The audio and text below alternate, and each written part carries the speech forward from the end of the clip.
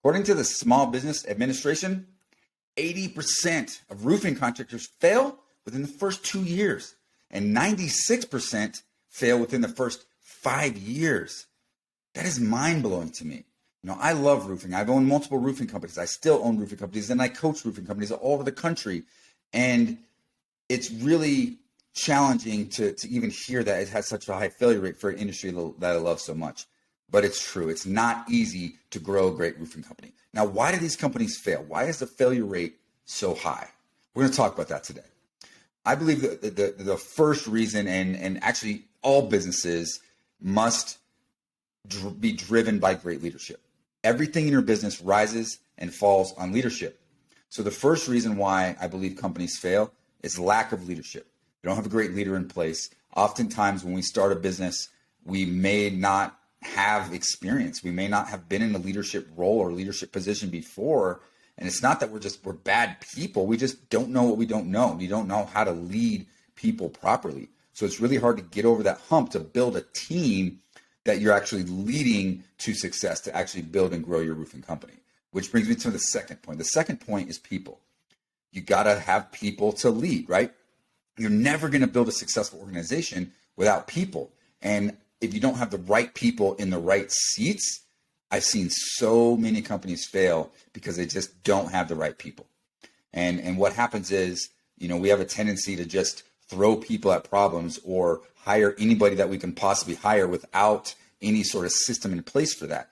And, we tend to want to just solve a problem and, hey, we're growing our business and we need this task done. We'll just hire somebody who's willing to come work for us. And what happens? We throw them in there and they don't do a good job. Okay, we must put the right people in the right seats. And there's a lot of intentional strategy to use to be able to do that properly. Without the right people, you're definitely setting yourself up for failure. The third component, or the third reason why roofing companies fail, process. Okay, you can have great people, you can have them in the right seats, but if you don't have processes to follow, once again, you're setting yourself up for failure. You must have duplicatable and repeatable processes. We must create standard procedures to follow from the time the phone rings to the production cycle, to collecting the money, all the tasks, all the things that we do throughout the process of completing a roofing project must follow different systems and processes in order to do that over and over and over and build a scalable organization. If we don't have process, we're going to have a hard time growing a business, and ultimately it could lead to failure. Numbers, and they all tie together. If you haven't realized, we got leadership. You must lead people. You got to have people to lead. Got to give those people processes to follow. Those processes need to be based off of numbers. Okay, everything in your business is measurable and trackable. We've got to track our business, track everything in our business, all the phases from marketing to sales to production, operations, finances. We must track all of those components of our business, and we must use those numbers and use that data to make good decisions. If we don't know our numbers, if we're not tracking anything, what can happen to the business? It can fall apart without us even knowing it. And then that brings us to the fifth and final component or reason as to why roofing companies fail: money, right? And I've seen this too much. We may have seen this. I've seen this where you see a roofing company out of nowhere grow and grow and grow and scale and become super big. You're seeing them all over the place. Then all of a sudden they're gone the next year. Why is that? We grow too fast. We don't have a track of our money. We don't know where the money's at. And what happens is we get overextended. Okay, we sell too many jobs too fast. We spend the money. We allocate the money on the wrong things. We have a tendency to run our business as if it was just a checking account, like we would run our personal checking account. There's money in the business. Sweet. I'll write a check for this. Doesn't work that way. You must have a good accounting and bookkeeping software and a good people to run the accounting, the bookkeeping, and help you become a better fiduciary for your business. We've got to run our business from a place of ownership of how the money works. Don't just throw money at anything and everything. It's definitely a recipe for failure. And if we don't collect our money in a timely fashion, if we don't understand what our profit margins are, our net profit, gross profit, what profit we need to be, and what our operating costs are, all these things are recipes for failure. As I recap these 5, we need to think about what are we not doing in our business right now, or what are we not doing well in our business? Is there something that I just talked about that you think you can shore up? Find a way to do that. Think about that. Are you leading your people properly? Do you have the right people in the right seats?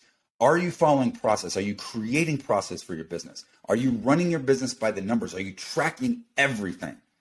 Are you making good financial and fiscal decisions based off of accurate financial data? It sounds simple, but we must have all 5 of those components in place in order to build a successful and profitable roofing company.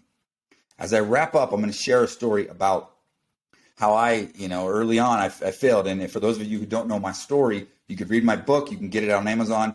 It's called Start It, Build It, Grow It, The Contractor's Guide to Success.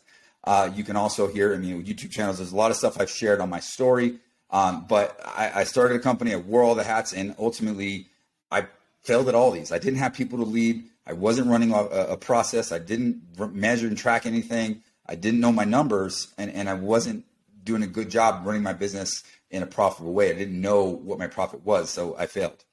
Or I ended up having to lose everything. But one of the key elements, and this is the bonus bonus concept here for you, is understanding market conditions. Okay, market conditions change all around us. And what happened with me is the market changed. I went through the housing crash, and the banks stopped lending. There was a high foreclosure rate. And all of a sudden, my business model, which at the time was construction and building basements and doing remodels, in which people were getting funding from their bank, doing home equity lines of credit and those sort of things. And that's how they were funding, and that's how I was making a living. All that stuff went away, and I didn't pay attention to it. I was too busy running around with my hair on fire, without process, without system, just trying to put out fires every day and just trying to, please everybody and trying to run my business by myself, wearing all the hats. And I didn't have time to pay attention to the market. The market changed and everything failed. It was like a snowball effect, and it all failed and I ended up going bankrupt. Now I live and I serve, and I focus a lot of my energy nowadays on helping contractors avoid that, helping contractors build great and sustainable businesses. And that's what we do, especially in the roofing space. But understand your market. Take a look at your market. Where are the market opportunities? Within roofing, there's a ton of different market opportunities out there. There's a number of different ways to grow and build successful roofing companies in any market. Doesn't matter your market. You have to understand the market, take a look at your market, and look at what those conditions are telling you, and build your business model to succeed in the market that you're in. I hope this was helpful for you. If you enjoyed this, if you got something out of this video, I'd love for you to go ahead and click the link below and subscribe, like, comment. Let me know what you think. If there's other reasons, you think businesses fail, let me know. I'd love to interact with you. Thank you. Take care. I hope to see you on the next video. God bless.